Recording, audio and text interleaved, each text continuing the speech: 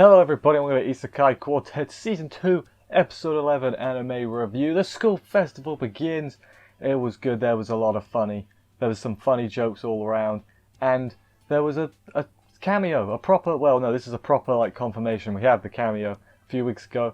But yeah, another Isekai series popped up properly. And it was just, I mean, it was pretty funny, but I do question now how out of control we're going to get Isekai Quartet. In a good way. Throw the bad one. No, maybe not. Nah, do it. Throw all of them in there. Throw the bad ones, but have them exclusively background characters. They don't actually ever contribute to the plot. They're just in the background. That would be cool.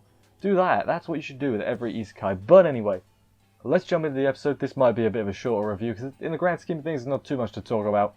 Let's get into the episode and see what went down and everything. Let's do this. So the school festival has begun, and we open up with Visha having all the food. That was very funny, and then we have a montage of everyone having fun, good times. And then outside the school, noticing there's a festival going on. Who is it? It's bloody Seiya and Rista from The Cautious Hero. Okay guys, what are you doing here? You know? I mean, obviously we had the tease, whenever it was, a few weeks ago. But now they're here proper, and in typical Cautious Hero fashion, Seiya's like, I don't know what's going on here exactly, so I'm not going in. It's too dangerous. And then they leave. That was their appearance. Bye, guys. Do you think they're going to show up next week? They could do. They could do the Attack on Titan type thing where they save them from the Destroyer. You remember that? In Season 1, Levi showed up. Basically that, but with Seiya. They could do that, right? Because he's OP. It would work. It would absolutely work. They should do that. They probably won't, but they could. You know, who knows? Anyway, after that, Aqua's doing a shooting game, but she's bad at it, and the play's about to start, but Aqua wants to win. So Amelia says, alright, I'll stay with her. You guys go ahead. You guys being Kazuma and Megumin. And then Kazuma's like, yep, I want her. Get rid of the rest of you. Amelia can come hang out with me. It's way better. Good stuff there. Then we go to Yunyun doing a play by herself, which was A, very impressive, B, very sad, and C, very funny. It was good. It puts a hole in my theory that Class 3 has people now, but maybe they just didn't show up. Who knows? Then we have Ainz with a horse head, and it's absolutely hilarious. And now Fumi dresses the ugly duckling, which is also really funny. Just their outfits. There's a scene later on. I've got it in here when you just see their heads bobbing, and it's really funny. Alberto messages Ainz though during the whole shenanigans, laugh, good time. Basically say, hey, the destroyers showed up again. We might be in trouble. And it's like, by God, what are we gonna do?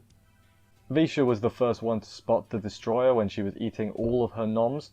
She grouped up with Albedo, and then later on, a few seconds later, Aqua and Amelia showed up and were like, we got this. The others learn, hey, the teachers aren't behind it, but they don't let them go to deal with it because they're like, no, you have to do the play.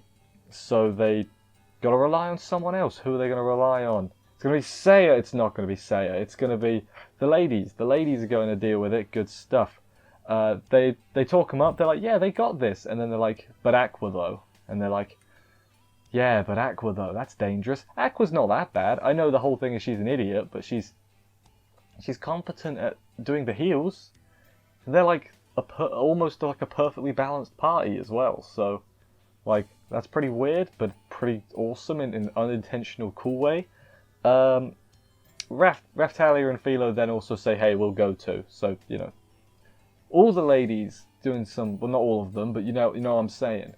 They're doing some cool things.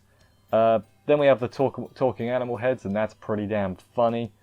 They realize Aqua had an important role in the story, so then they taunt Megumin a bit. Ainz and Tanya do. They taunt Megumin, basically to get her to take Aqua's role, who I believe was Fairy Godmother, or something like that. I might have got that completely wrong, actually. No, it must have been. What was the thing? Cinderella? Yeah, it must be Fairy Godmother. And then we get the old, let's do this, guys, from both angles, but then they're like, oh no, credits, next week. Next week we'll just do this. I do wonder if every season, assuming we're going to get more, please make more, assuming we get more, then, we might just get the Destroyer comes back every season. It's like, I'm stronger. It's not stronger. And it's a different collection of people wreck the Destroyer. That'd be pretty cool. The first season Destroyer fight, they all, used their things individually to take it down. That was good. We'd probably get a similar thing here. Ironically, I think this team, the ladies' team, is way more balanced than the team we had in the first one. I was gonna say the men's team, but Tanya's there, so make all the things you want, but like this team's like probably more balanced, and in a straight up fight, I feel like would have a better chance. If I mean, obviously Ainz is OP. Doesn't matter, they're all OP. Anyway, yeah, that was the end of the episode. I enjoyed it, as I said. I mean, the main thing, I was waiting for Seiya and that to show up again, because it was like, Cautious Hero showed up. Now they're gonna play a part in the finale, and then they didn't. I was like, where'd they go? Is that literally it? Is that their seasonal appearance? What was the point? I mean, I'm okay with it, but like, why? Like, also that means they've got to add a seventh series in season 3. Easy for me to say. I'm doing this whole thing assuming they make a season 3.